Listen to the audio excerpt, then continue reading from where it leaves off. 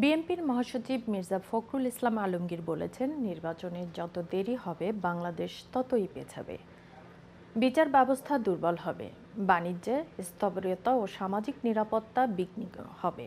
সোমবার 7 জুলাই সিলেটে যুক্তরাজ্য বিএনপির সভাপতি এম এ মালেকের উদ্যোগে আয়োজিত দোয়া মাহফিল ও আলোচনা সভায় প্রধান অতিথির বক্তব্যে তিনি এসব কথা বলেন। তিনি বলেন, তরুণ নেতা তারেক রহমানকে সামনে রেখে আমরা গণতন্ত্র পুনরুদ্ধারে নতুন সংগ্রাম শুরু করেছি। বিকেল গণ অভ্যুত্থানে শহীদদের পরিবারের সদস্যদের সম্মাননা অনুষ্ঠানে তিনি বলেন, অর্থবহ নির্বাচনের মাধ্যমে গঠিত সরকারই পারবে স্বপ্নের বাংলাদেশ গড়তে। বিএনপি শহীদ পরিবারের পাশে সবসময় আছে এবং থাকবে।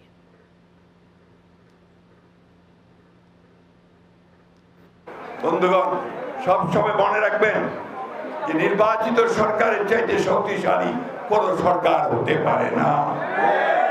আমি ধন্যবাদ জানাতে চাই আমাদের অন্তর্বর্তীকালীন সরকারের প্রধান উপদেষ্টা প্রফেসর ডক্টর ইউনূসকে, যে তিনি আমাদের নেতা জনাব তারেক রহমানের সঙ্গে লন্ডনে কথা বলে 26 ফেব্রুয়ারি মাসের মাঝামাঝি সময়ে নির্বাচনের একটা সময় ঠিক করেছেন, তাই না?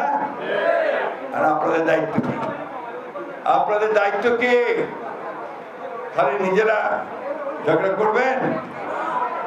এখন ওই নির্বাচনের জন্য প্রস্তুতি নেন। আমার নেত্রীও মাদার অফ ডেমোক্রেসি দেশনেত্রী বেগম খালেদা জিয়া আমাকেও বলেছে মানুষের সেবা করার জন্য, আর যেন লন্ডনে না যায়, আপনাদের